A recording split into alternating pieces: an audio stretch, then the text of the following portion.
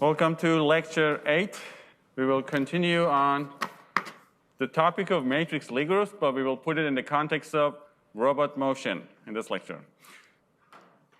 Let's see where to start. So I will be writing like last time, so we can get engaged into the derivations and some of the equations that they might not be so relatable if you just see them on the slides. So I'll be writing them down. Okay.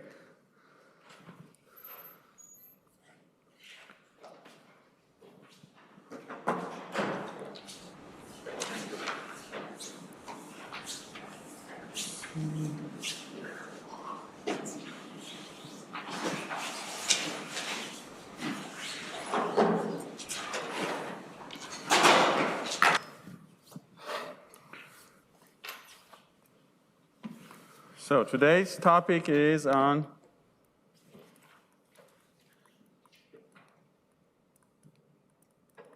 robot motion in exponential coordinates.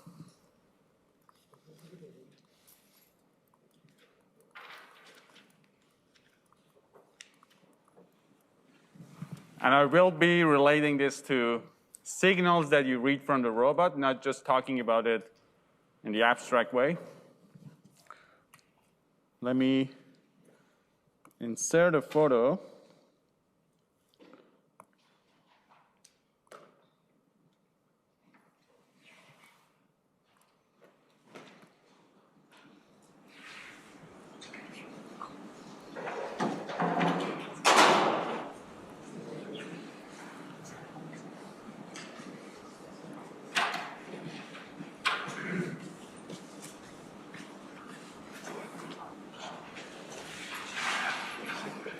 Who knows what's this robot? Maybe you have it at home. You bought it and you got disappointed. It wasn't cleaning as good as you thought. I fell for that. I can't get my money back. So this is the famous Roomba. And the base was actually used to build a robotics platform called Turtlebot. There was Turtlebot 1, the base was Roomba. Then there was Turtlebot 2. It was something else. A Korean company made something similar.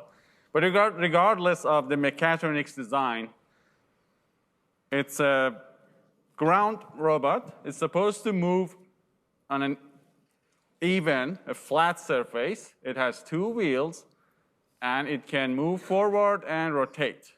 Okay? So that's how it operates.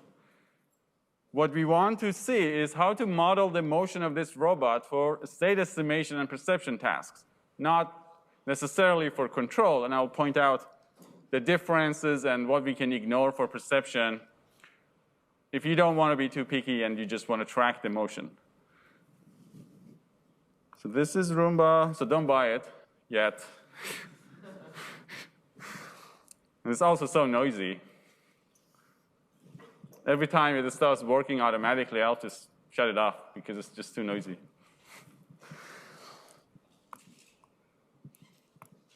So what's in the bottom? You probably know.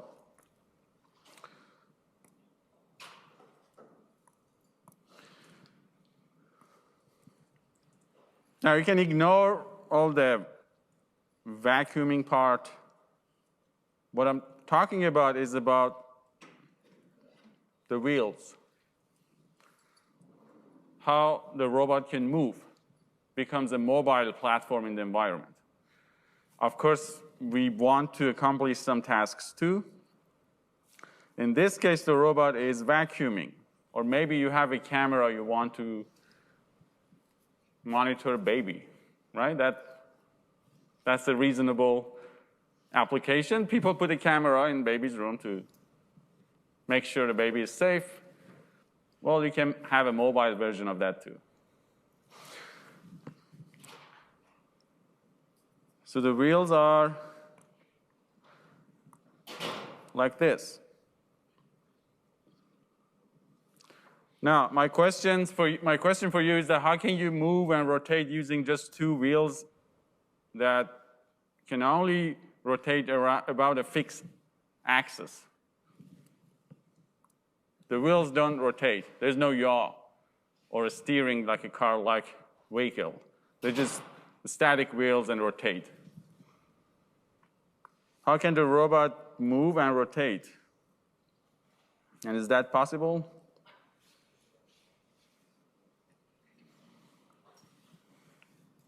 It is? Yeah. If the wheels move at different speeds, it causes the robot to rotate. If they move perfectly at the same velocity, speed, then the robot will move forward.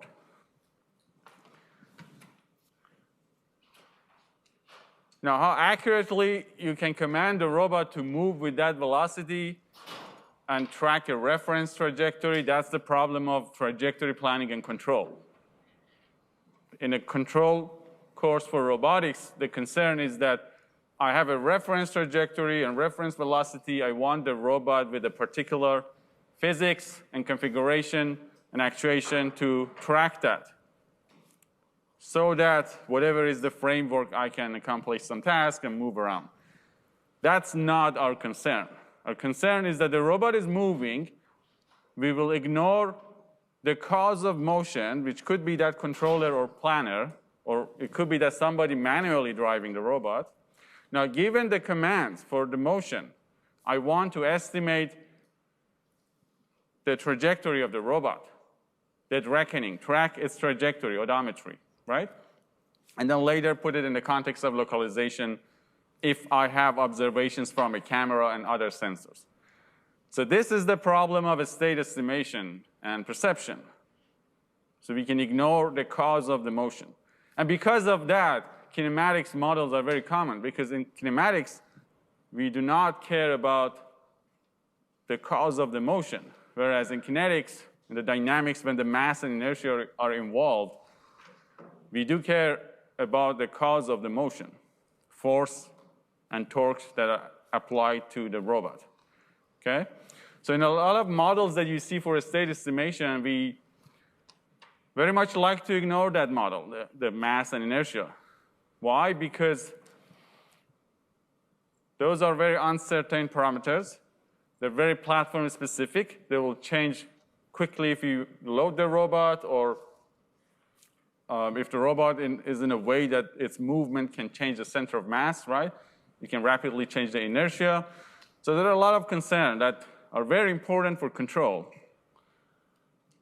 But for state estimation, we can have the luxury of just ignoring them and then come up with other ideas. One such idea is this: add an IMU. We might talk about it later in future lectures, which the idea is called strap down. Strap an IMU on the robot and bypass its dynamics. Because the IMU gives you acceleration and angular velocity, rate of change, then we can track the robot basically without knowing its actual dynamics. So we are concerned about the dynamics of that tiny sensor attached to the robot, okay? You can do that with airplanes. It works because they are moving together. If you know where the sensor is located, obviously you know where the airplane is located. So there's really no need to have a team of people sitting down and modeling the dynamics of that airplane very accurately. Now, however, I'm not saying that for particular application you might not be able to use the model to make your algorithms better. That could be a research topic for a particular application. But for generic methods that we talk about here, we tend to bypass that model. But today we will talk about a first-order model, something that takes velocity. So we can think about a model of this robot as something that looks like this picture. I have some reference frame Then there's a robot with some, I'm drawing the wheels on the side, but you get the idea. They have some distance, let's call this b. They can move with some velocity, and then we can have a frame that is attached to the robot.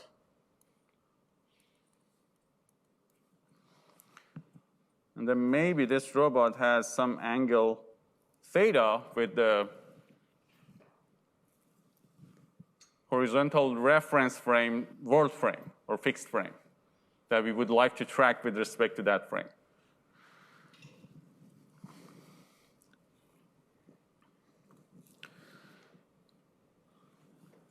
Now this wheel probably has some radius. It's fixed. It's perfectly round.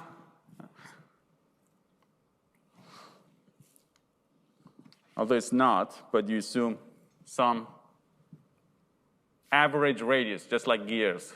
When you design mechanical gears, you have holes, but you have some patterns. But you assume a nominal radius for calculation of design, stress analysis, or whatever else you want to do. So we have a radius, and this wheel is moving with some linear velocity of the right wheel, and this is caused by the angular velocity of the right wheel. So the motor is a DC motor that rotates the wheel, right? And the linear velocity is caused by the rotation of the wheel times that radius. So the velocity of the right wheel is wheel radius times angular velocity. This is 2D. In 3D, you have all that cross nonsense and complication.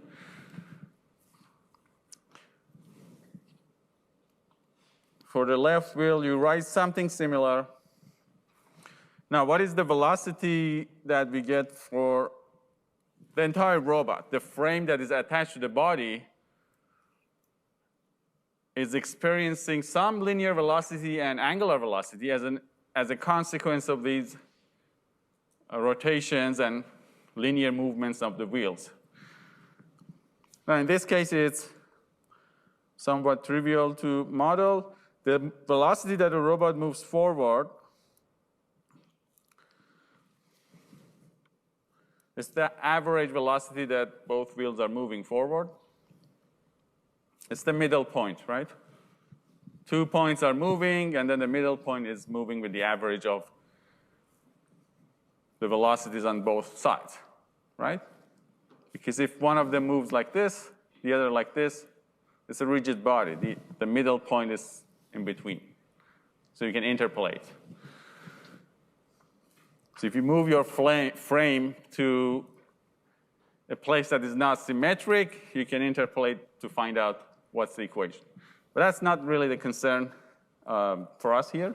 The angular velocity will be the right velocity minus left velocity divided by the distance. So the delta in velocity of two wheels divided by the distance between these two vectors is what is causing the robot to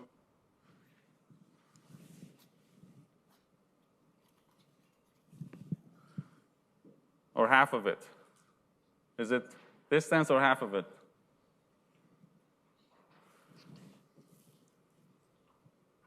Somebody help?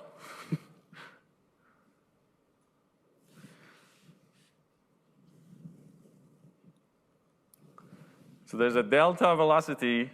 The difference, the net difference will be on one of the wheels, right? Let's say it's positive, the robot is rotating counterclockwise. That means the right velocity is bigger than the left. If it's causing it to rotate about the center of this frame, then it should be half of it.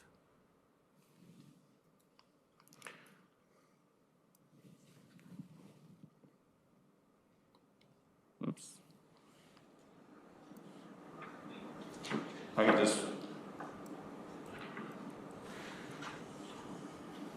So in any case, it is always possible to talk about a linear and angular velocity that this frame that is attached to the body of the robot is moving. That's the point here. Regardless of where this velocity comes from, we can work with that. We treat that as a measurement. In practice, you of course care how to get that, and that's important. But our formulation starts from where we have this velocity. So we call this twist, and twist is a vector of angular velocity and linear velocity. And in 2D plane, we have two directions for the velocity, right? Forward and lateral, and then rotation. So twist is a 3×1 vector. I'm just stacking them. We'll see what will be the consequence of stacking the linear velocity first. It doesn't matter, you can choose. But once you decide, stick to that. Don't change it halfway through manipulations of terms. So one remark that I need to tell you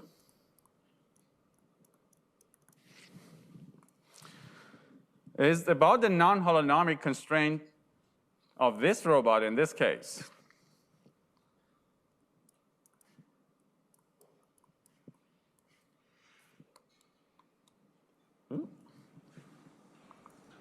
It's too much for my computer to handle. Who knows what's a non-holonomic constraint?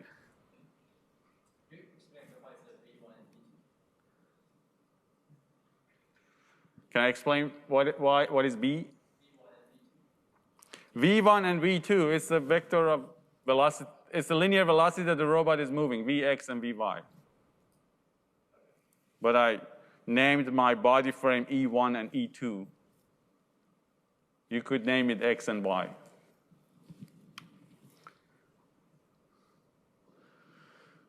So what is a non-holonomic constraint? The linear velocity of the robot has to be in the direction that it's pointing.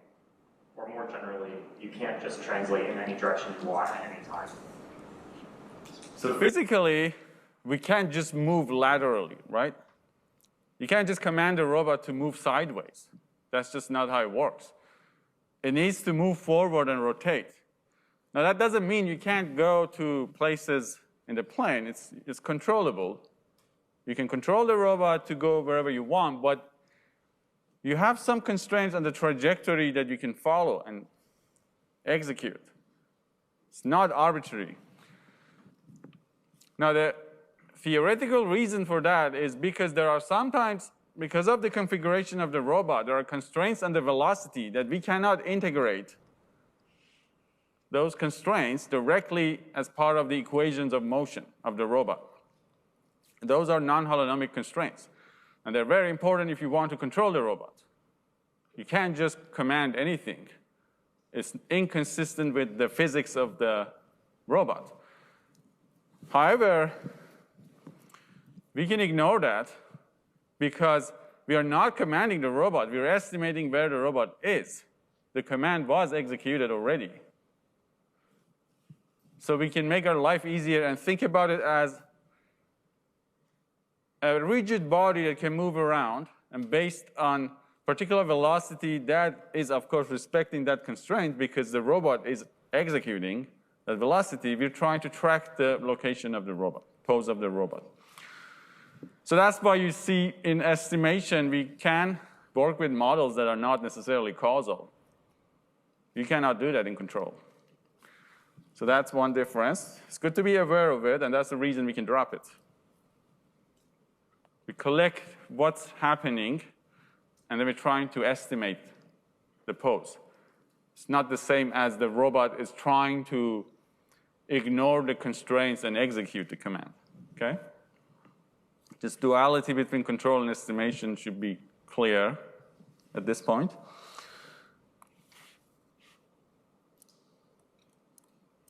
So what is the non-holonomic constraints in this case?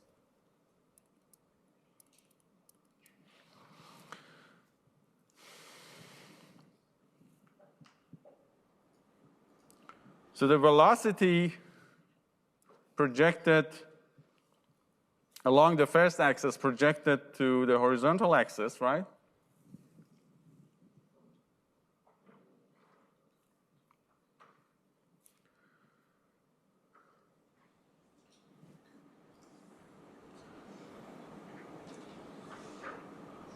Is it the other way? So the robot cannot move this way, right? In this direction. How would you write this?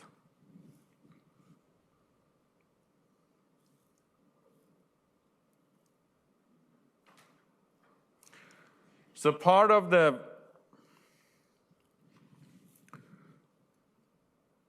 velocity that gets projected to that line is redundant. So if you have a velocity that is pointing in some direction, if this is the projection of that velocity into that line, and we're not going to dig into it specifically, but this constraint will be always there. I think the equation for omega should be over the full V, not be equal to.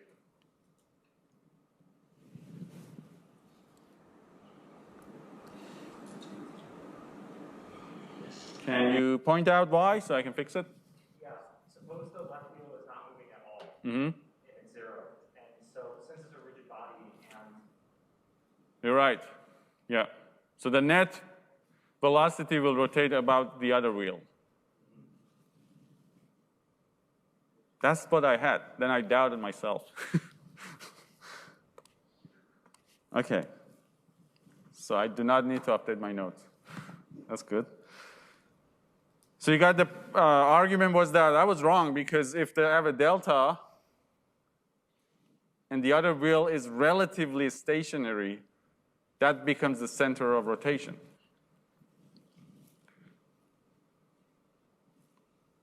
Since it's a rigid body, the omega is the same angular arc. That's right. The angular velocity and acceleration of all points on a rigid body are the same. They experience the same rotational movement. They do not experience the same linear movement. The farther they are from the center of the rotation, the linear velocity and linear acceleration will be higher.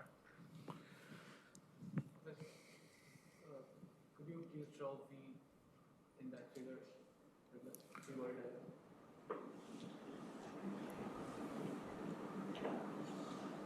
What I mean by V1 and V2 are these velocities.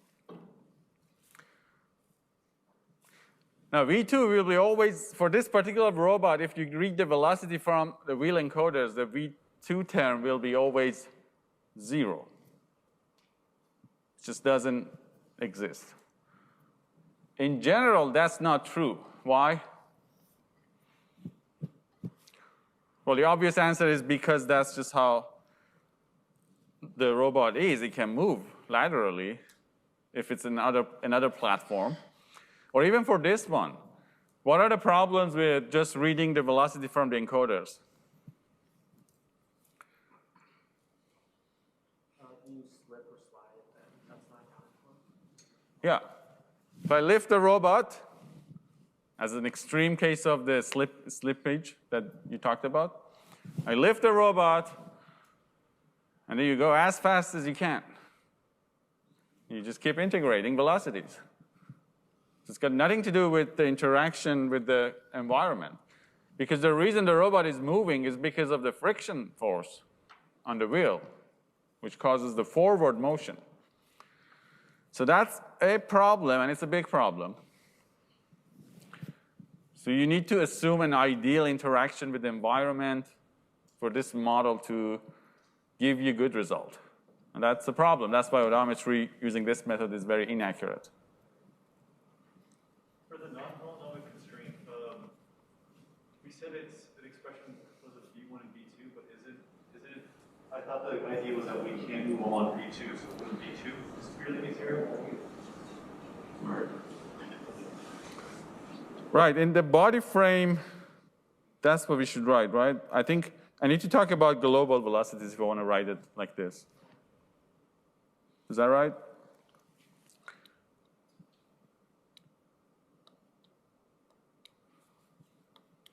So in the body frame, we are talking about V2 being 0.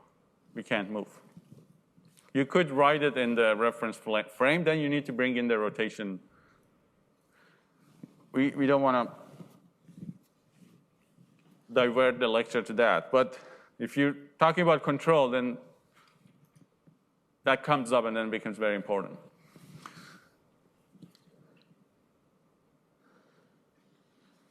So in any case, we have the twist, the linear velocity and angular velocity. And now you know it might not be the best source of information for tracking, but it's a good model because you could get this from a camera. What if you have a depth camera and then you read body velocity from an attached camera? That won't be too bad because that's how you move. The flow of depth and image, the vision data, is related to the ego motion of the robot. Regardless of what robot is going through, even if the robot is flying, that works, that's accurate. It has other problems. Maybe it's dark, maybe the environment is featureless, maybe it's hard to track and estimate visual odometry. Those are different challenges. But that can be another source of getting the body velocity. So in this picture, for example, the carpet is a problem. The robot is going on a bump. We assume it's flat. The engagement with the carpet is different from that hard surface. And so there are all sorts of noise and inaccuracies in the model.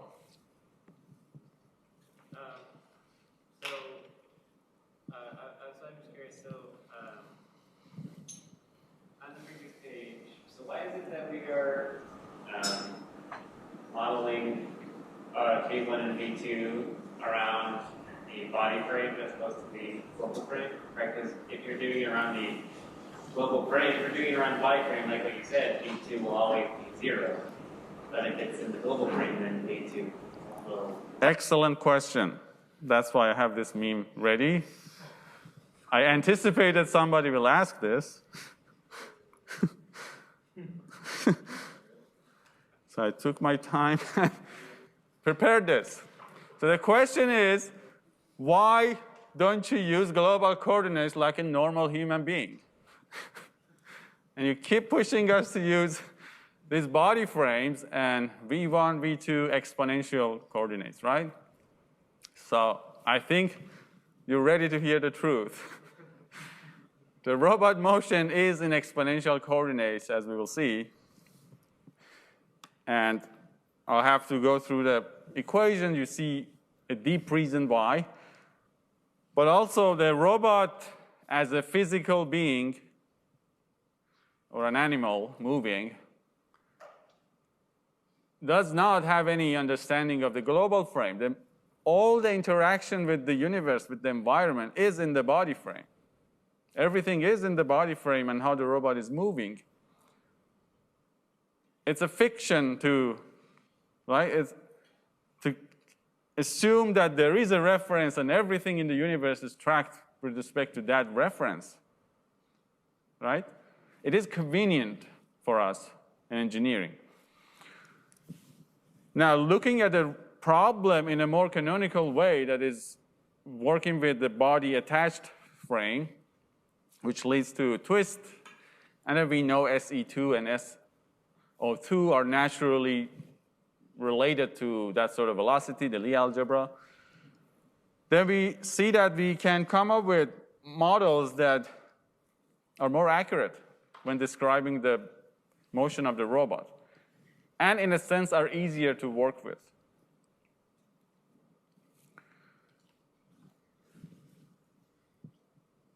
So the goal that I want to achieve in this lecture is that at the end of this lecture, we have a formula for propagating uncertainty of this motion. Do it in the global frame, it will be a nonlinear problem. You need to linearize, use one of those three ideas. Whereas when we do it in the exponential coordinates, it looks like a linear case. So it's exponentially linear. So it becomes very easy, as if you're working with a linear systems in some other coordinates. So it makes it the right choice for modeling, right? So the truth is it's just the right thing to do. It's naturally modeling the problem. Now, those nonlinearities are very nasty in 3D. If you model the kinematics and dynamics. Yeah, it makes the models really, really complicated. Unnecessarily. Because nobody cares about your world frame, right? I guess I'm just thinking about, like, I don't know if we translate the same thing into, like, robotics. So, like, for example, like, you know, like if you're a person and you walk into a room, right, we have this, you know, state of, okay, you know, like there's this corner of the room and then there's this corner of the room. And so we do have this, like, and so we have left and right. We also have these, you know, global references, or like, I should say, like, local global references. So is that something that also happens in these kinematic problems in robotics, or is that kind of too complicated? The global reference, tracking with respect to the global reference, you mean? Or like, I guess, like, kind of like a hybrid approach of, like, finding where you are and then developing a global based on that. So your question is, when we want to localize, we do need to track with respect to a reference. Yes, we will localize with respect to a global frame. But the way we track and integrate, it is incremental movements of this body frame. So we want to do it right in the body frame and then accumulate it with respect to a global frame. We do that. I do not say that we should track everything relatively, but the accumulation of these delta terms in the body frame makes it very easy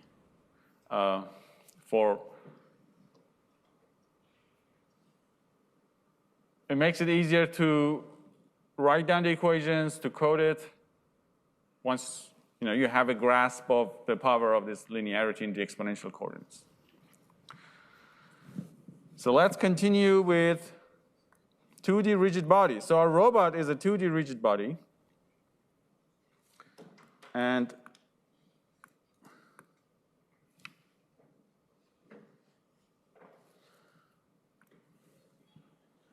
we talked about SO3.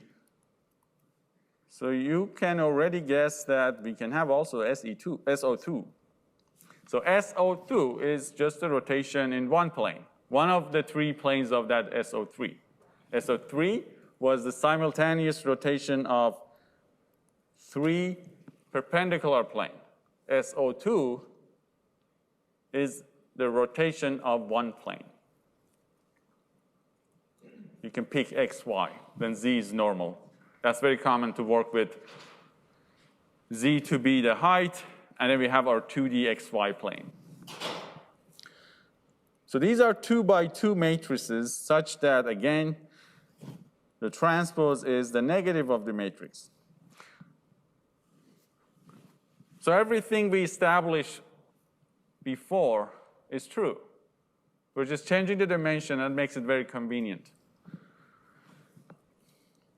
So in this case, it's simple and maybe odd that omega is just a real number, but omega hat is a 2D skew matrix.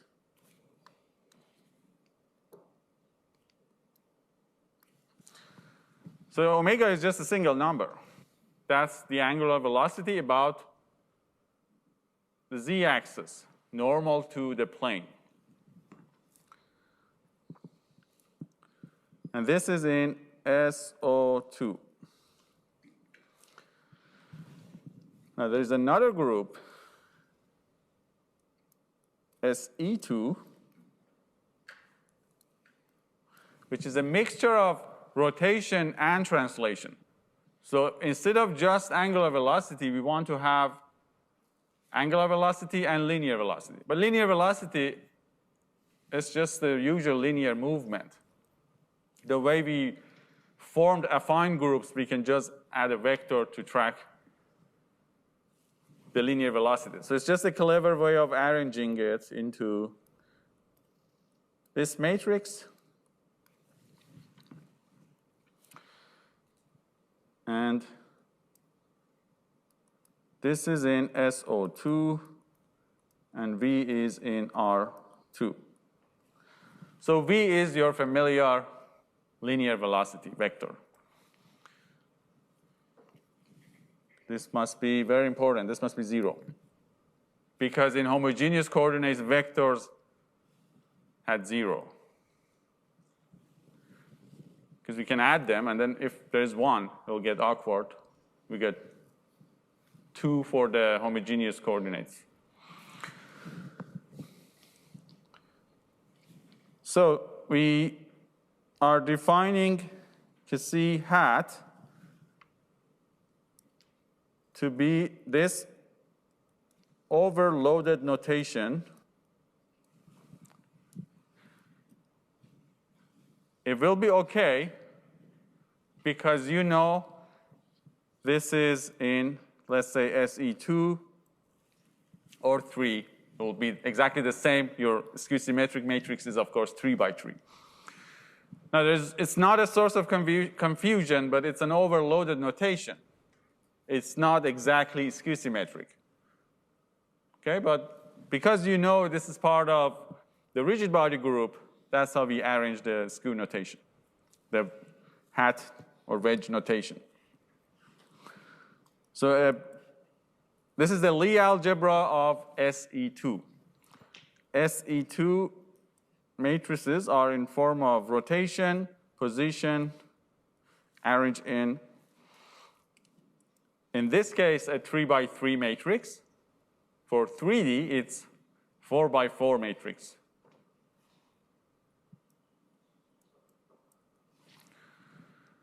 Okay, so it's just a 2D, 2 by 2 rotation in the plane, and a 2D translation.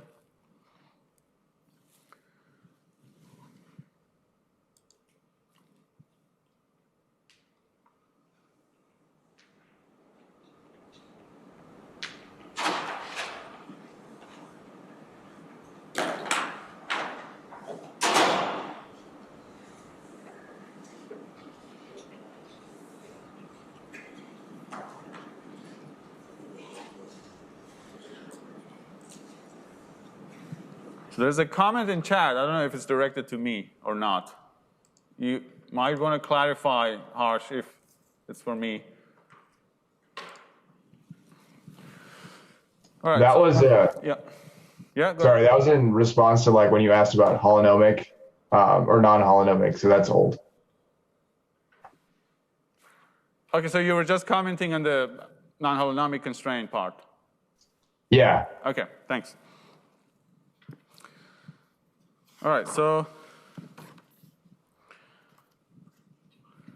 I will talk about a process in SE2. It will be exactly the same for SE3. In fact, it will be very similar for any dimension. But we care about 2D and 3D.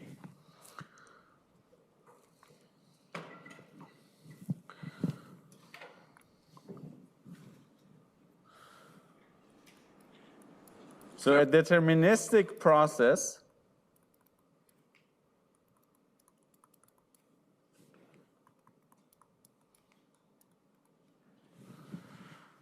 in the discrete time,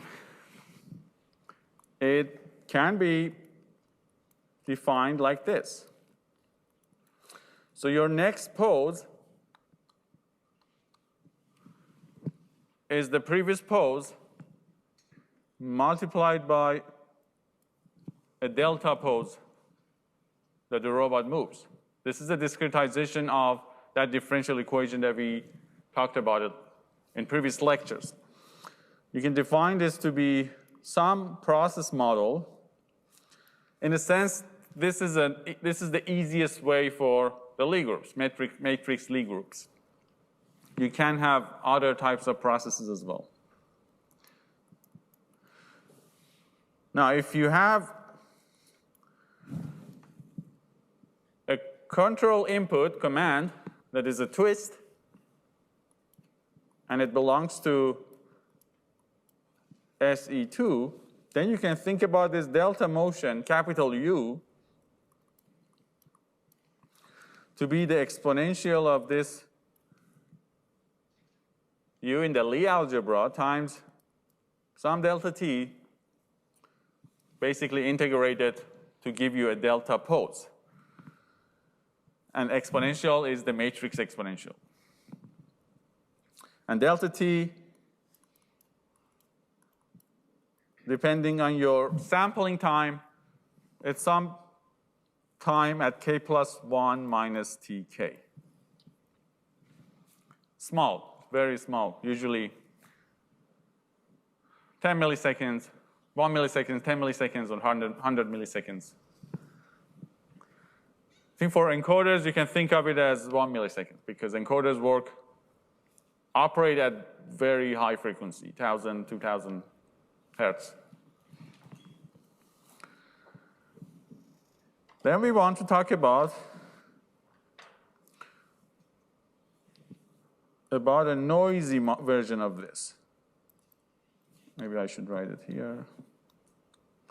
So this is deterministic because there is no uncertainty or noise. Now we're ready to define noise in a way that we can handle it using this exponentiation.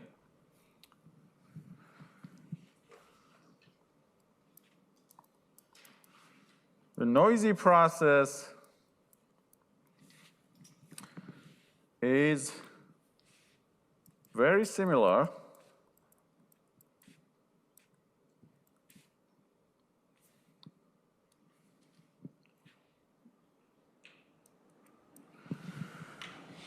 now, instead of capital U, you could directly write the exponential as well.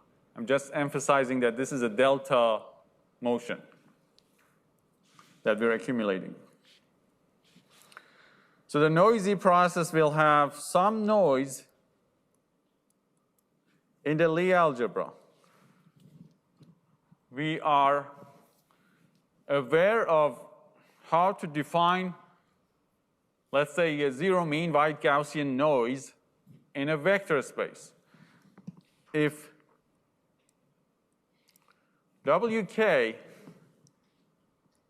is a vector such that it's a zero mean wide Gaussian noise with zero mean, a 3 vector, and some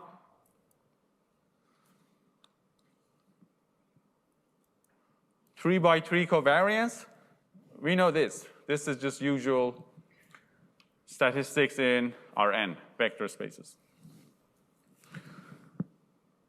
What is interesting is that we can think about this noise as a perturbed version of some twist in the Lie algebra. Then we put it in the matrix basis using this wedge. And then you take the exponentiation of that. This will give you a perturbation as a pose in the group, which is nonlinear. If we directly work with a pose in the group, that's very difficult. That's nonlinear. Because you have all the interaction of this rotation and pose. It's too complicated. This is a very clean way to define the noise. So W hat or wedge is in SE2. So we just learned how to define noise terms analog to what we were doing with linear systems in linear Kalman filter for matrix Lie groups.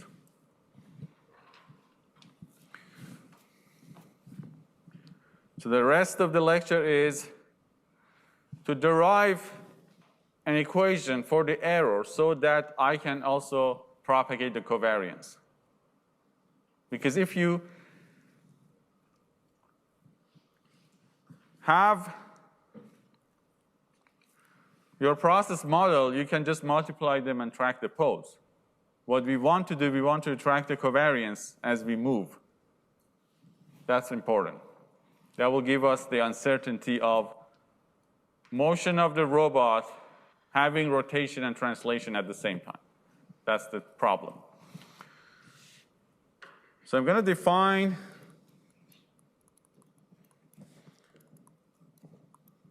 the left invariant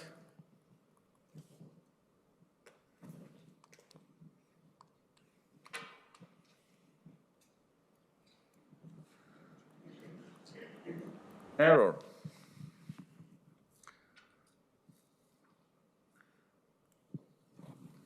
Writing it in red for you. The left invariant error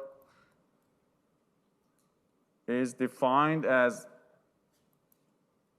exponential of some equivalent error in the Lie algebra because of Lie correspondence theorem in Lie groups. For every Lie algebra element, when you take the exponential, there is a group element. That also follows from the fact that solution to the first order differential equation always exists locally. So when we talk about the error as a pose, this eta, there's always a term in the Lie algebra, you can take the exponential of that to get that, whatever it might be. Now there is an inverse map, this is called log map. We don't need it yet. We can take the log, which is a matrix logarithm. It will take the pose to that element, but we don't need it yet. Now we define this error to be the inverse of the true pose multiplied by some estimate of that true pose. Is that reasonable? I cannot subtract two matrices. I only need to multiply them.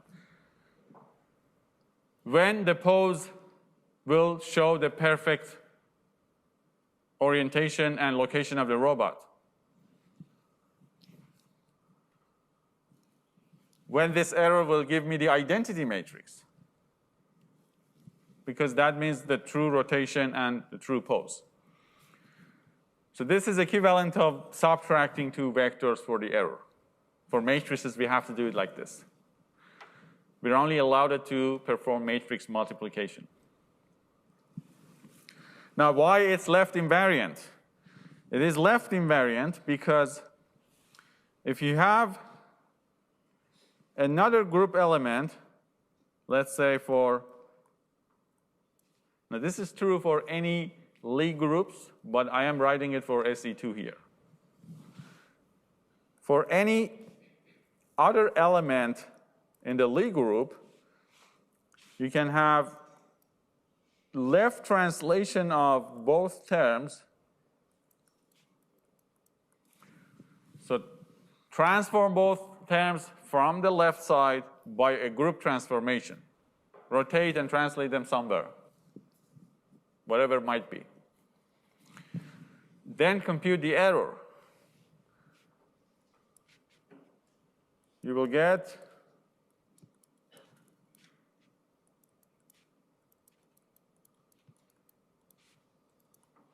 the same error.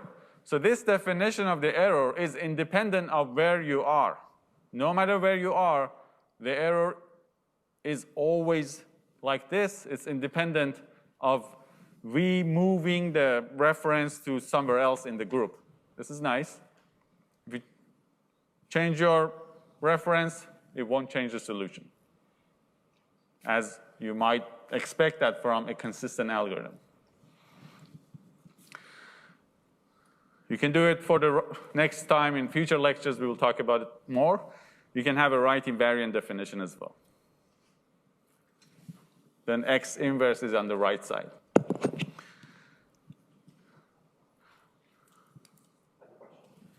you said this shows that what is invariant to translation? It is invariant to the left translation by another group element. So it's invariant under the group transformation. Is it the error is invariant? What is Yeah, the eta, the error, this term is invariant.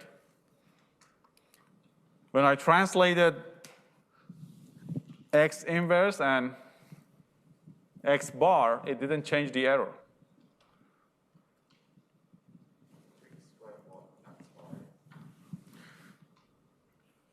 X bar is something like your mu in Kalman filter. It's an estimate of the true pose.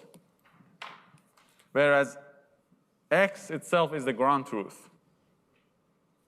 So if you want to use this left invariant error and you know the x inverse, don't you already know the true state x?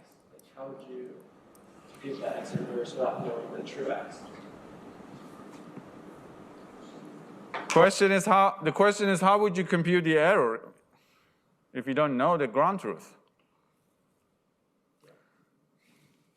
One answer is that we're going to derive a filter that even though you don't know the ground truth, it will behave in a way that it will always converge to the error will converge to 0. That's the magic. The next answer is that, well, this is the ground truth. You don't know. Maybe you collect using motion capture, and then you want to evaluate your algorithm. You could evaluate it. If you want to define an error using your pose, you can use this term. Excuse me? Yeah? Two questions. The first question is the WK hat, should it be within SE3? Because WK is R3. The question is, should WK wedge here be in SE3? No, SE3 is a 6-dimensional space. Your vector would be in R6 because you have 3 for angular velocity and 3 for linear velocity. For SE2, we have 1 rotation about the z-axis, and then we have 2 terms for translation. So it's a 3-dimensional problem. Movement of a rigid body in 2D plane has 3 degrees of freedom, right? Yeah. It comes from there. And the second question is how to derive the red equation, the error term? Could you please repeat it again? This term? Yeah. I did not derive it, I defined it. I defined the... What's x here? X inverse x bar? I want to talk about it now. That's a good question. I want to talk about... So I'm going to translate your question. Your question is that why this is the right way of defining the error. Yeah. Deep down, you're asking this. And that's what I'm going to talk about now, if you bear with me.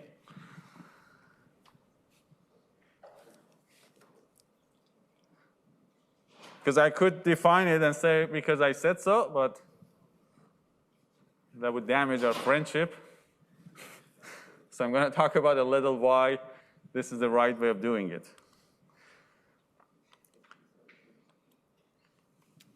But if you're writing a paper, you can start from defining. You don't want to go forever to talk about why this is the right definition in a 6-page paper. It takes 2 pages to explain that, right? So you read a paper or document that is short and say, well, define the error like this, and that's what you get. There's no space for explaining it. We need more time and space to elaborate on that. Now, why?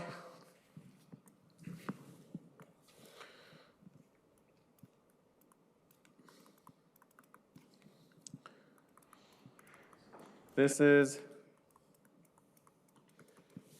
the correct way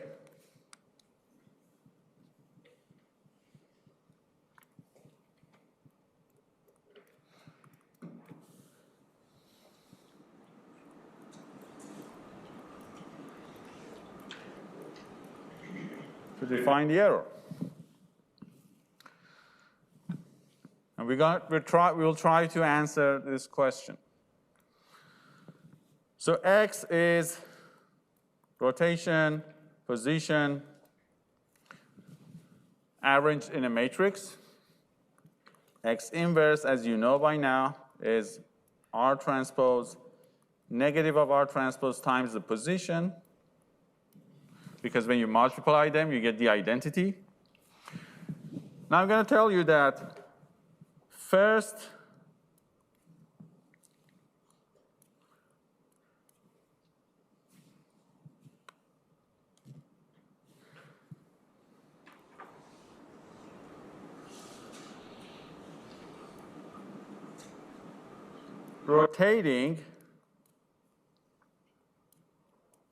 first translating and then rotating will give you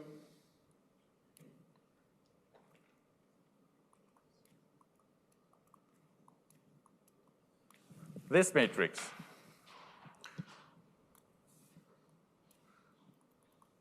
Because you would multiply this to a vector, right? That means you're translating the vector first, and then whatever is the result, you're rotating the vector. First, translate, then rotate. Whereas if you first rotate,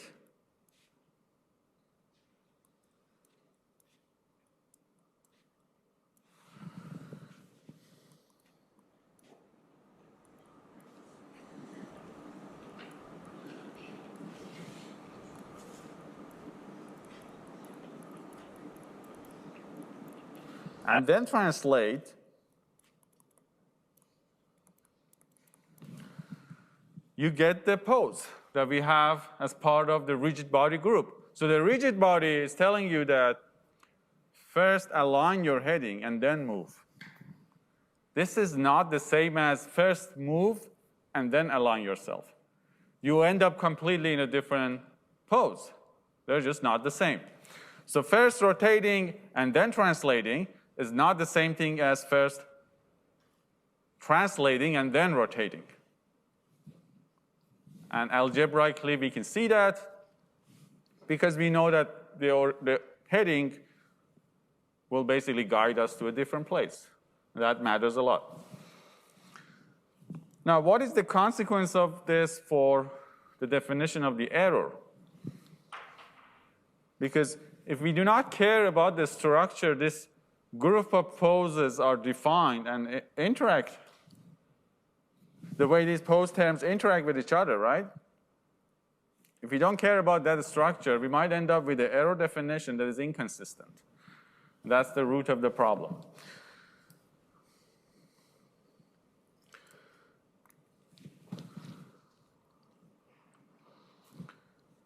So you can, for example, you can also multiply rotation times position, which is first translate, then rotate. You can multiply it by a vector x. What you get is something like this.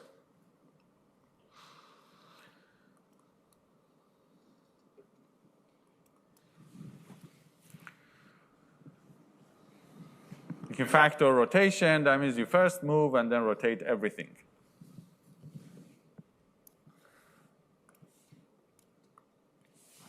Whereas the way rigid body transformation is defined is a mix of a rotation and a translation. This means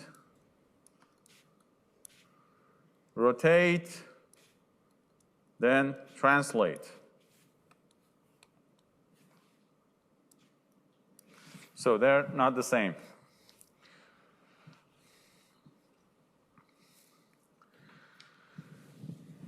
Now, for case 1, the error will be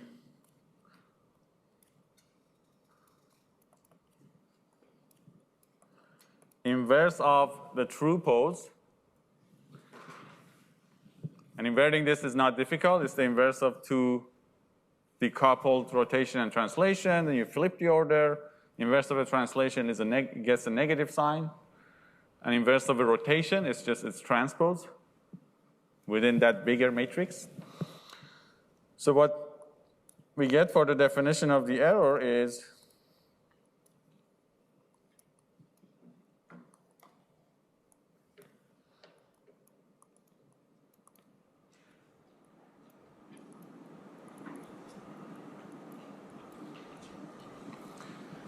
all right, so this term is basically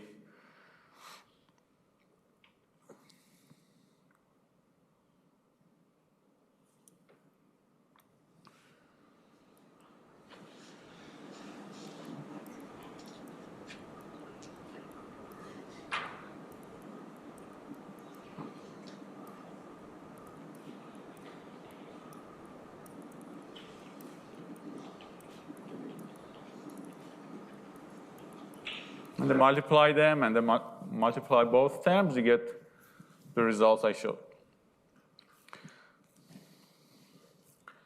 So the rotation part seems okay. It's the inverse of the rotation times estimated rotation, R bar.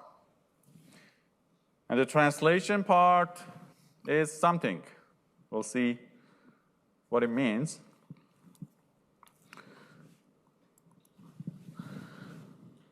Now, for the second case,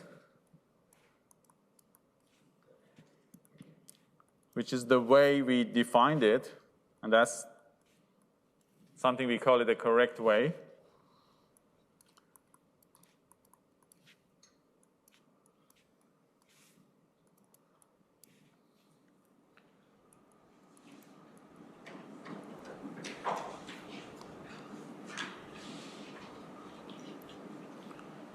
The position ends up being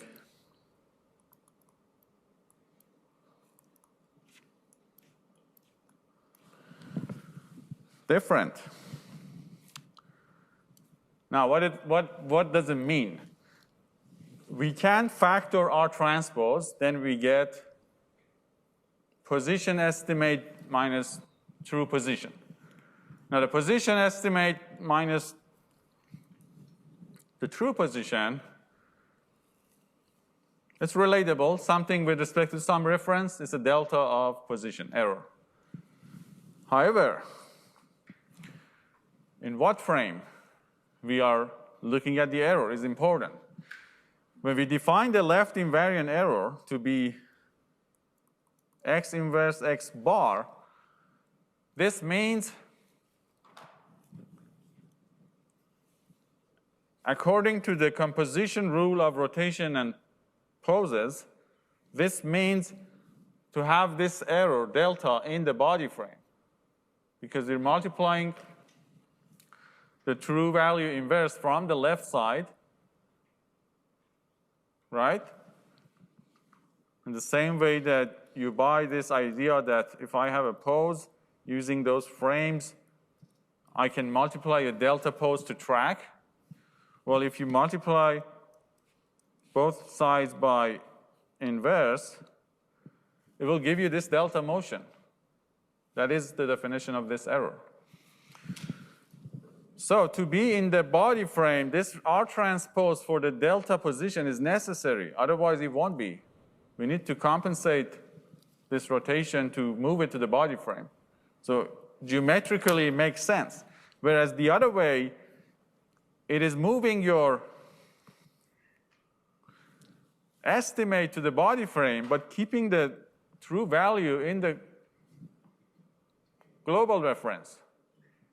Now, subtracting these two is problematic because they are not defined in the same frame of reference, right? If you want to subtract two vectors, you want them to be in the same reference coordinate system. Are you saying then that R is always going from like one specific frame to another specific frame? Or like guess it isn't a good way to ask that question, but I'm not understanding how you know that like this result means that we're in the body frame. Oh, that goes to the previous lectures when I showed that. So the question is, how do we know this is in the body frame? If you remember in the last lecture, we elaborated why the equation of this type, the angular velocity is in the body frame, right? And why for this one, the angular velocity is in the spatial frame or fixed frame. So this is the topic of the previous lecture, which of course, this angular velocity that if you integrate it, right, it would give you exponential of this omega delta t, delta movement equals RK inverse times RK plus 1, or transpose, because it's the rotation. For this one, we get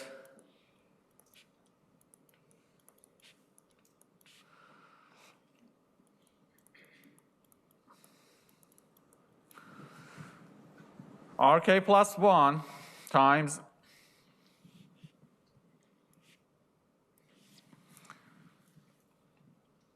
RK inverse. This was in the spatial frame. This was the topic of the previous lecture.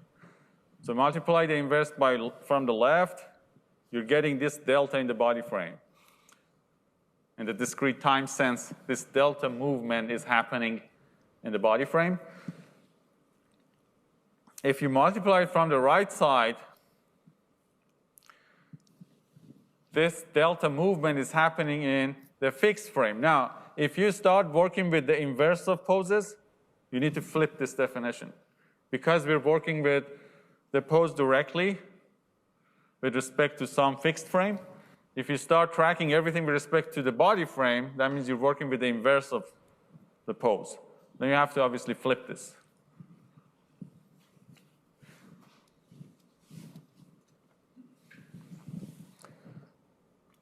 And you can ignore if you didn't follow that. That means you have no business with the inverse of the pose. You can just stick to what we talk about here. So geometrically, this is consistent with the framework we've been constructing so far.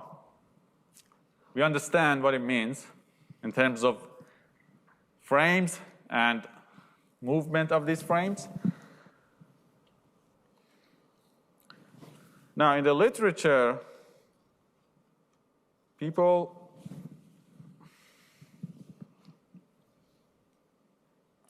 of course, they didn't define that I want to first, translate or rotate. Nobody thought about it that way. That would be still good. Because you're still thinking about the group as a coupled way in the sense that the rotation acts on the translation as you move. A more natural way that we would think about it is that, well, I have the translation, and I'm going to define the translation error, right? This is just history for later. I have the translation, so I'm going to define my translation error to be, I don't know, whatever you want, or P bar minus P, doesn't matter. Then I'm going to define my rotation error to be maybe something like this. So what happens is that, did we get it right? It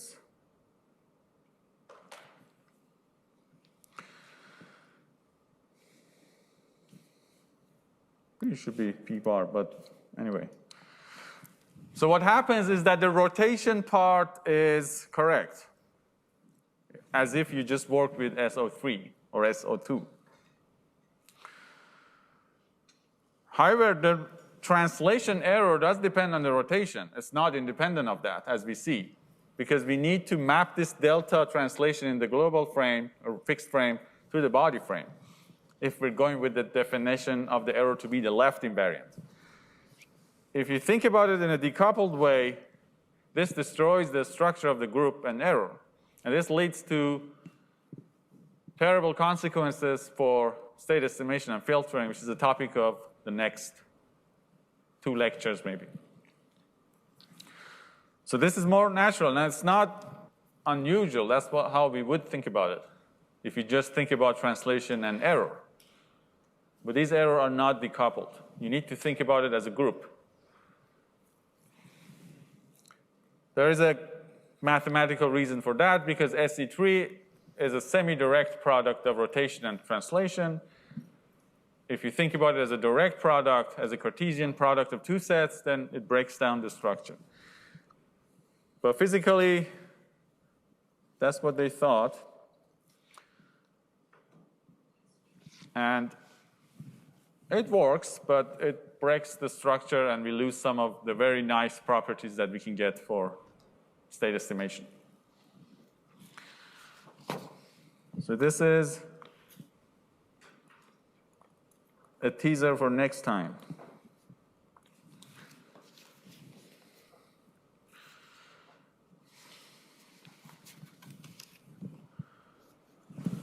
So I'm going to drive the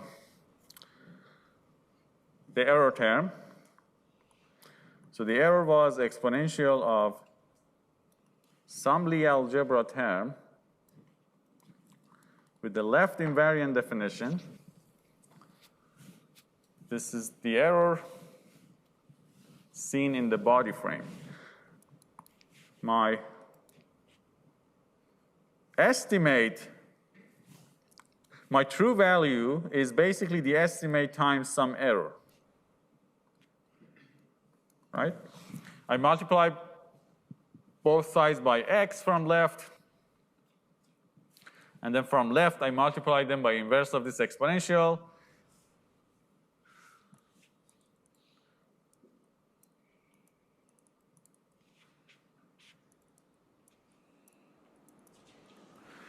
And then a property of the matrix exponential is that the inverse gives you the negative of the argument.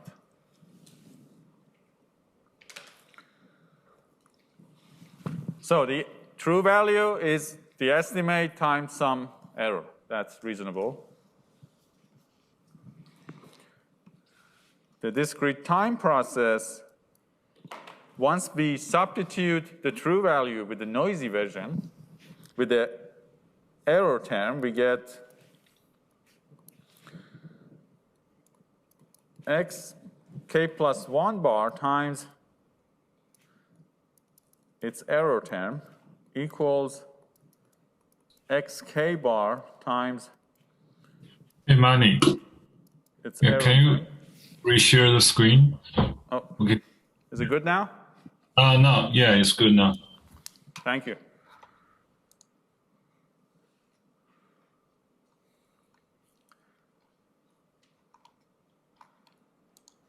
That's good, you're following.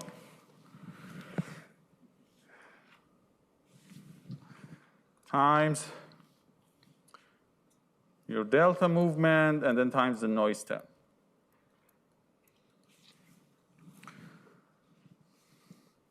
So something weird here that we need to deal with is that, look at all these terms here. And I need to shift terms to left and right to collect all the noise and error in one side and all the good parts like x bar, u, that I know what they are in one place. However, I cannot do that because the matrix multiplication is non-commutative.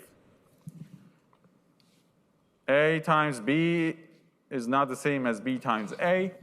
I cannot arbitrarily shift terms.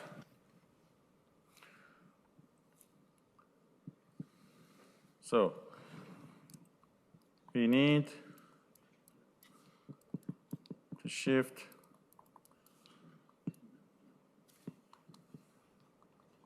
the error terms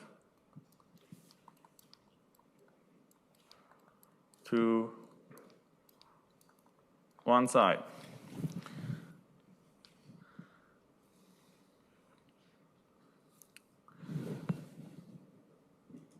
That's where the adjoint comes in. So the adjoint, the group definition for some Lie algebra element was X, C hat, X inverse. We can write this in a matrix form that hopefully we derive it later. So a matrix multiplied by the twist, take the wedge, we want it to be this. For now, assume you know this matrix. Later, we have to derive it for each group. So it is a matrix that you know.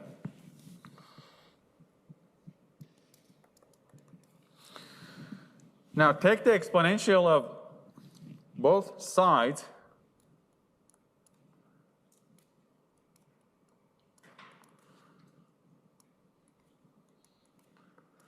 The matrix exponential for the conjugation will be like this. So most of the properties of the matrix exponential are easy to prove. You just expand the series and then factor terms, you show this is true. You should practice to prove these terms. Or you can Google and read it on Wikipedia. Or you can ask us. We can share references with you.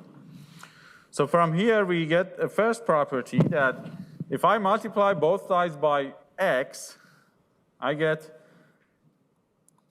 exponential of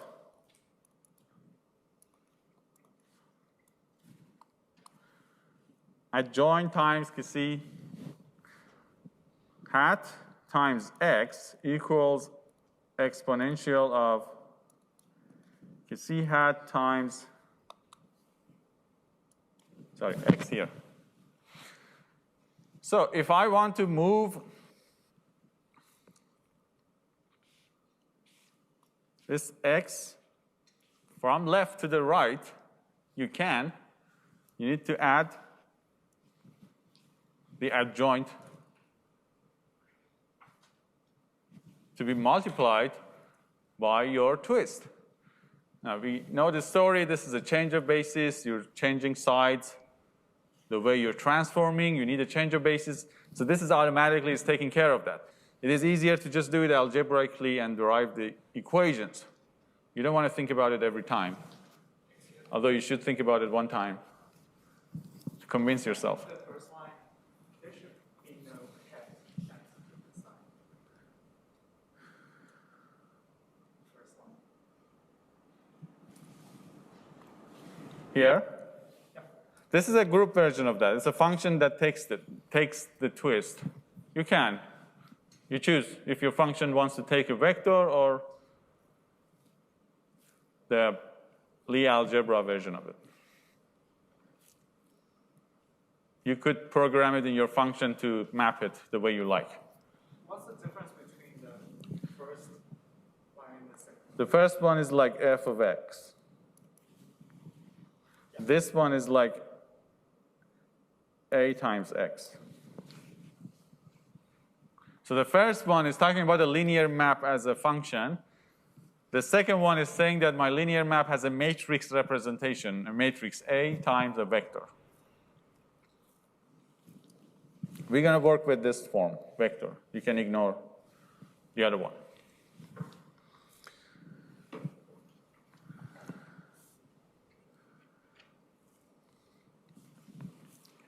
Now this goes back to the fact that not all Lie groups are matrix groups. The first one is true for all of them. Does that mean that in the first line that, I don't know what that symbol is called, but that it shouldn't have the wedge operator since we're operating on the, This? or they're on the right side? Since It has.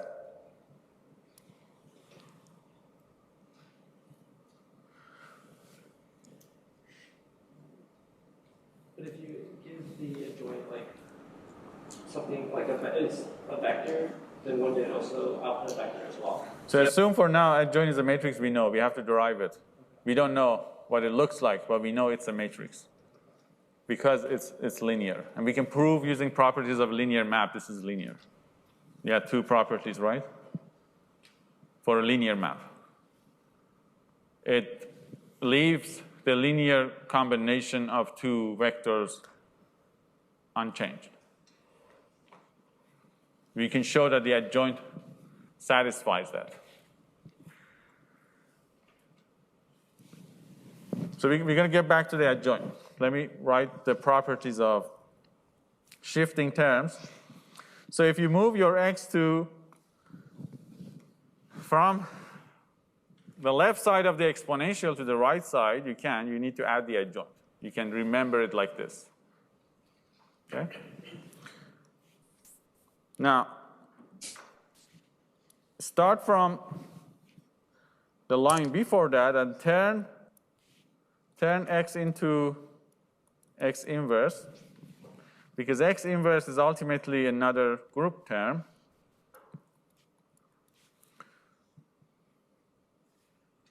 You will get x inverse x, right? This gives us the second property, which means multiply both sides from the left side by x, then x times exponential of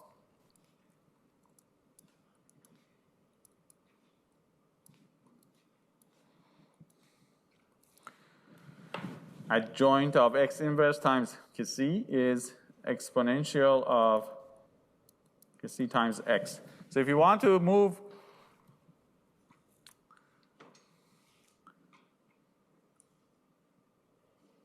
x from the right side behind the exponential, you need to add the adjoint,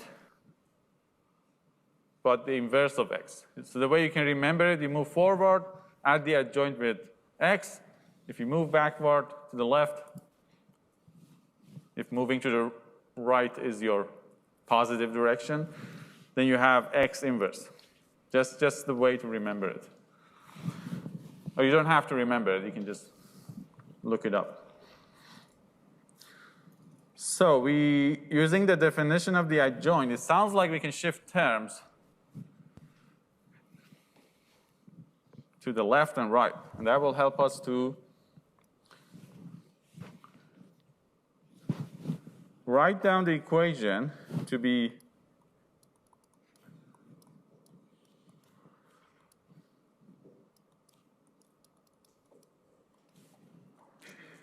x bar k uk negative of the adjoint u inverse k times c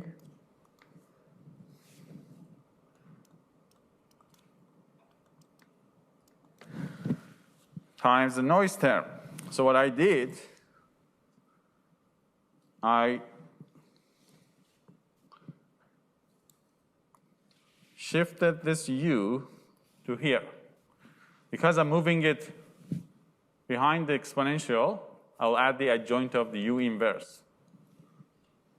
So I'm using the second property.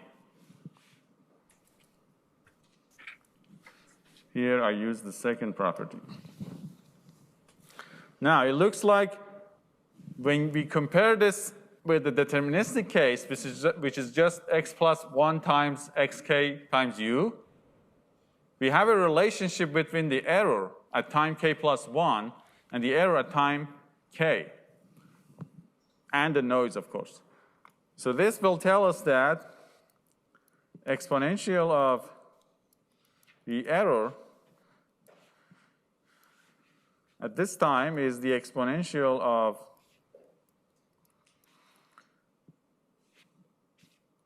some function of the error at time k times noise. This is nice, but one big problem. I have two matrix exponential. How can I combine them to derive an easy to work with relationship? We can't talk about the covariance like this. This is all messed up. We have three matrix exponentials, two of them getting multiplied. It's a nightmare to work with. So the question is, how to combine two exponential terms so we can work in the Lie algebra. Why in the Lie algebra? Because the noise was defined in the Lie algebra. That's where we want to manipulate error as we accumulate uncertainty caused by the noise, right? So that's the source. We want to be at the source where the noise is defined. Now, the answer to that is in BCH series.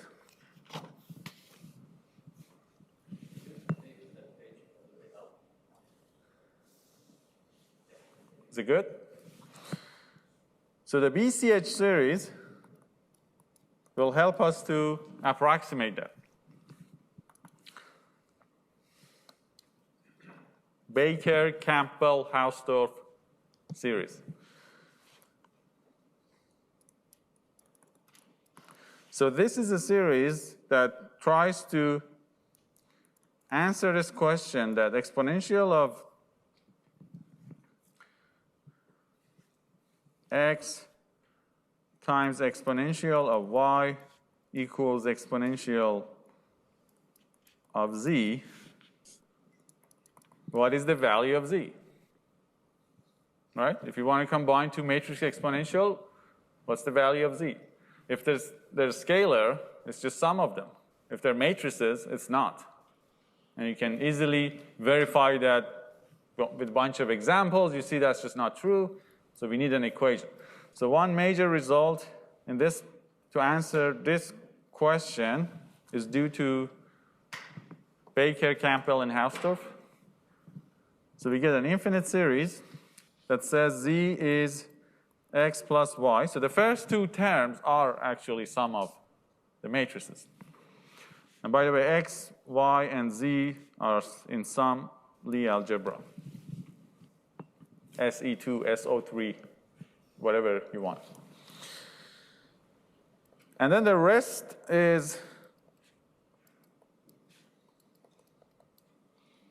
based on Lie bracket.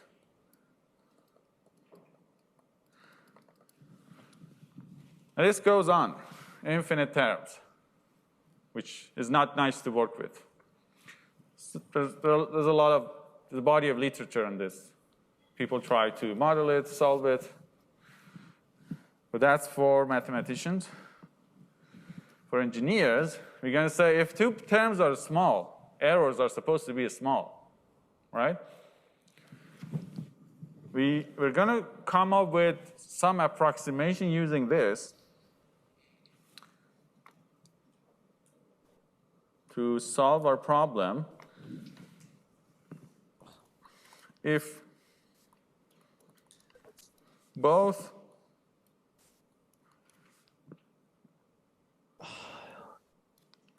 of these two terms are small, then we can say that the exponential of two Lie algebra elements, matrices, it is approximately exponential of some of them.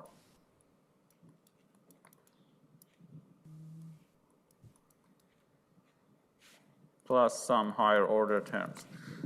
Now, this is approximation. They must be small. If they're not small, the error will grow. There are so many terms we're dropping. If one of them is small and the other one is not, we can still make an approximation. That will come up in point cloud registration, SLAM, postgraph. We'll talk about it later. But for now, if both terms are small, sounds like we can get away with this approximation by just adding them.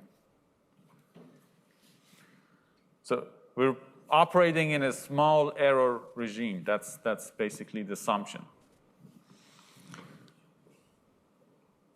So Going back, we can summarize that exponential of So slow.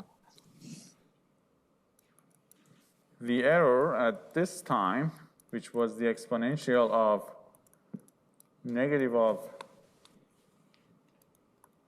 adjoint UK inverse times the error at time step k times noise term.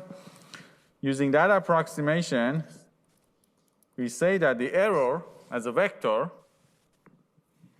in the Lie algebra equals the previous error. There's a matrix here.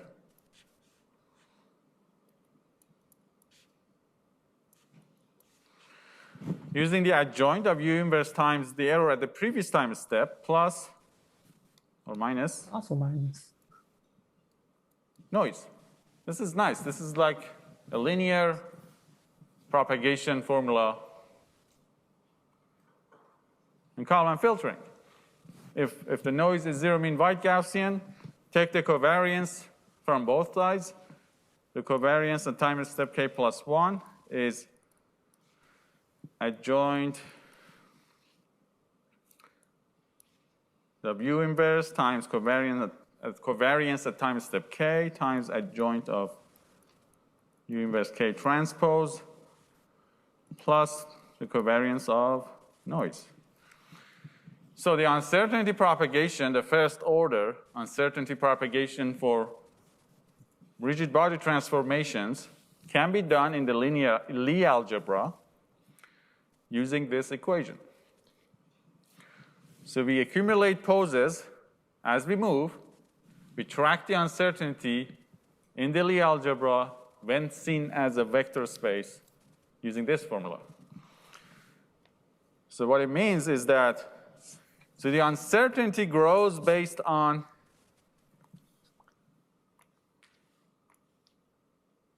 noise and the relative motion. This is a very beautiful result because it doesn't matter where the robot is located. It is independent of your actual orientation and position in the space. The uncertainty only grows according to how relatively you move. This is very relatable because that's how we expect the movement to be. Right? The relative motion from here to here is the same thing if I'm here and moving, if all things are equal for this experiment. This formula is respecting that. That the uncertainty grows based on the relative motion and the noise. Now, the noise is defined in the Lie algebra.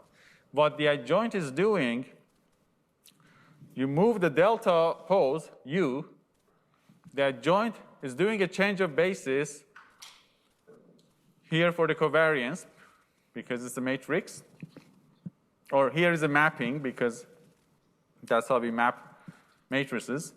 It's moving back the covariance from where you ended up, based on that delta pose, back to the Lie algebra, so you can add them.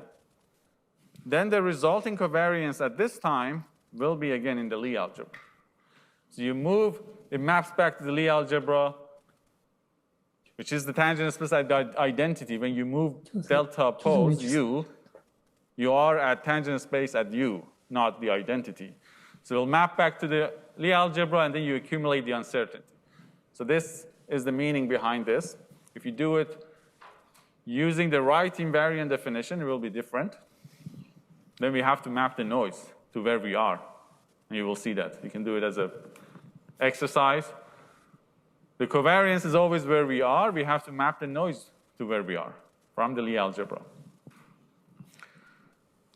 So with that intuition, you can derive the right invariant case and see what happens. So that's the insight from this equation. Are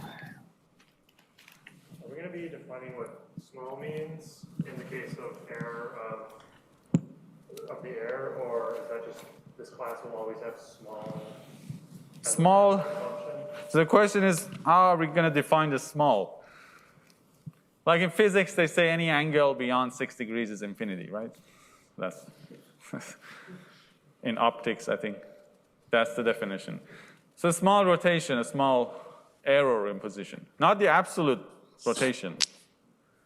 The difference between where we are and the true trajectory, which is also a motivation for the invariant Kalman filtering, that we will see that there is a result using this framework that no matter how far you are from the true trajectory, you can still derive the error to be independent of where you are. That's because of the symmetry of this space. So the notion of how small, big will disappear because it doesn't matter. This model, it fits into that narrative as well. You can, once you learn that invariant estimation framework, you can redo this to show that this can be done exactly, although we are approximating right now because we are not aware of that result. So the truth is, it is independent of how small. But the truth for now is that, I don't know, 5 degrees, 10 degrees?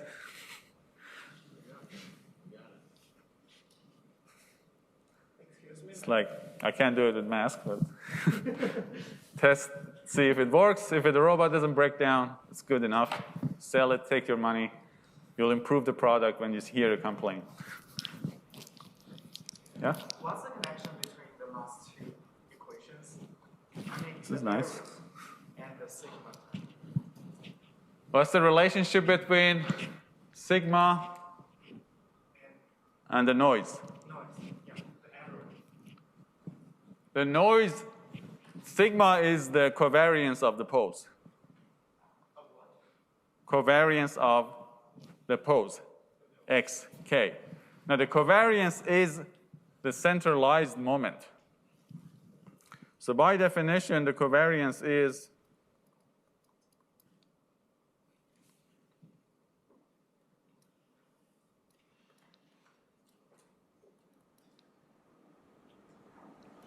something like this.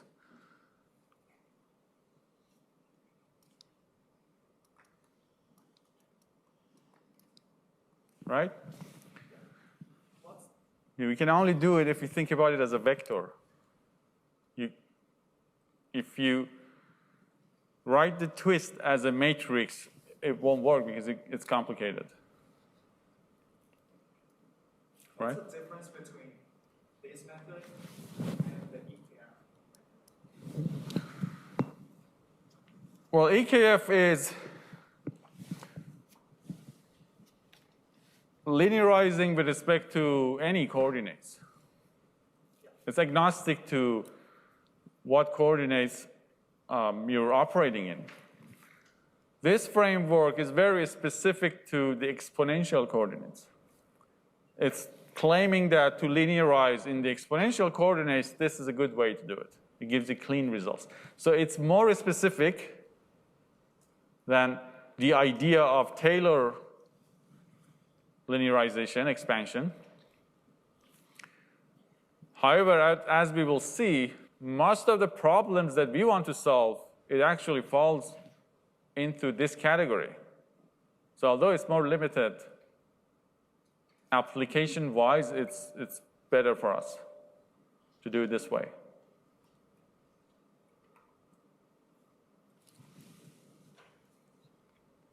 Does that make sense? Because we work with rigid bodies all the time for SLAM, localization, mapping, state estimation, odometry.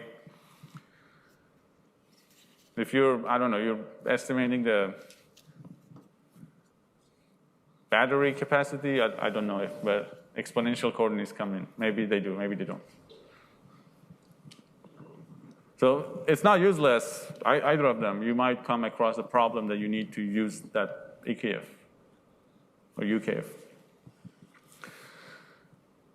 We will formalize it next time in the Kalman filtering using these coordinates. That should clarify. So last question is,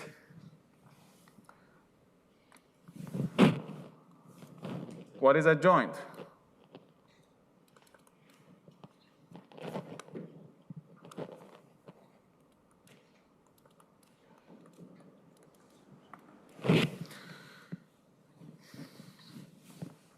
For rotation, we know that R omega R inverse, which is the definition of the adjoint, the group element times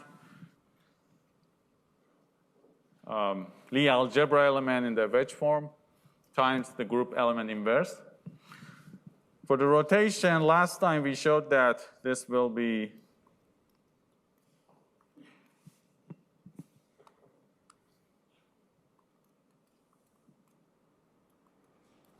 so we learned that for rotation groups of any dimension, the adjoint, in fact, is the rotation itself. And this is true for all orthogonal groups. If the group is orthogonal, the adjoint is the group element. So that's easy. We proved this term last time, this property last time. For the rigid body, we have RP01, we have the twist, and we have the group inverse.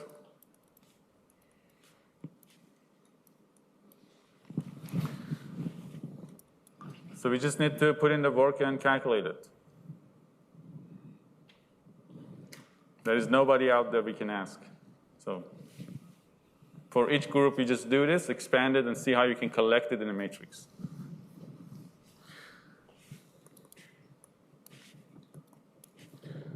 You can imagine at some point you might have a table, right? All of these are given, like your Laplace transforms, for example. Yeah? You need that inverse one. Oh, we don't. Thank you.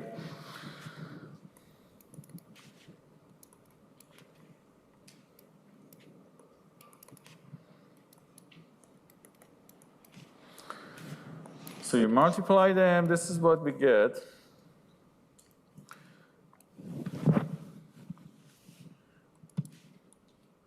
So the rotation part remains unchanged, but because the rotation acts on the translation part will be something we need to see. Now, one property of, if this is for skew symmetric matrices, one property is that I can change the order and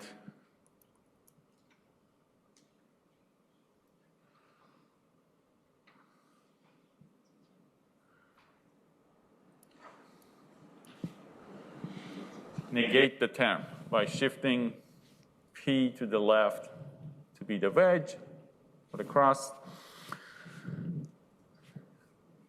This is what we can get. You can arrange this in a matrix. You can verify that this will, in fact, give you the desired results, which means two sides of the equality are the same, which we learned that the adjoint is R0 P wedge R R. Which is if the rotation is 3 by 3, the adjoint for SE3 will be a 6 by 6 matrix that can act on twist as a 6 vector. So this is a way to do that change of basis for a vector. If you write twist as in the wedge form, a matrix, the change of basis for a matrix needs a conjugation. So if we work with a vector, we can turn the adjoint into a matrix. Now the consequence of having omega here first is that this term is at the bottom appears to be in the bottom row because it needs to be multiplied by omega. if you choose V to be on top, this cross term will go to the other side. So it doesn't matter based on what order you choose, you can get a different version of adjoint. Okay? You can try. I'll post this on Piazza for both derivations. So that's basically the adjoint matrix.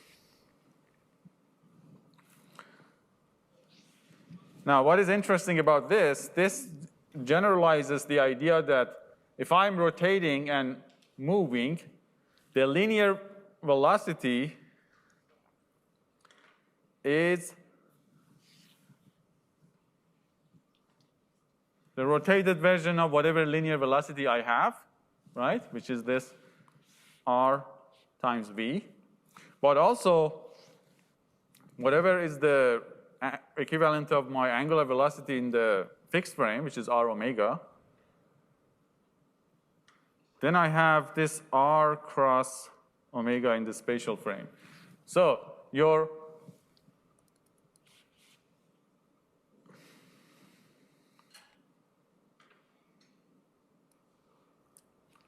which is basically cross R omega in the body frame plus R V in the body frame.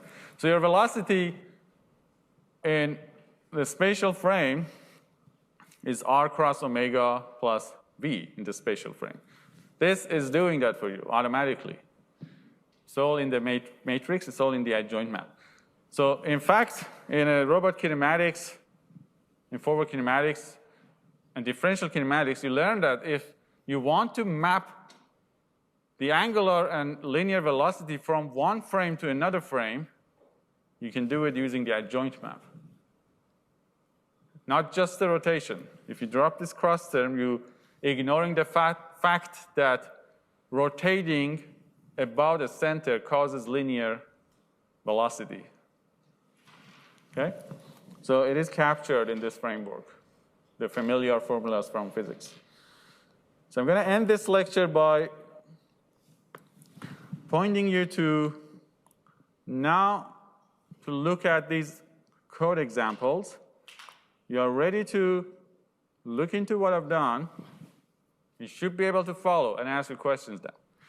So what you want to do, you want to propagate the uncertainty in the Lie algebra, do a Monte Carlo version of that, which will give you this point cloud, as you did in your homework too. Then using the exponential map, you can also see the covariance that is nonlinear on the group. If done in the exponential coordinates, you can nicely capture that nonlinearity.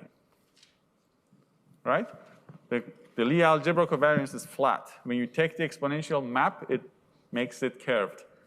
This is known as banana distribution. And then there's a paper in robotics that says banana distribution is Gaussian. So this is actually Gaussian in the right coordinate frame.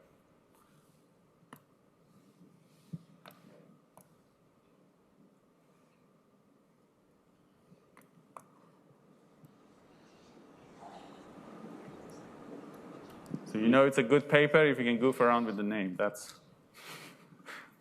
a rule of thumb. Okay, so that's it for today. And next time, we will explore state estimation using these coordinates.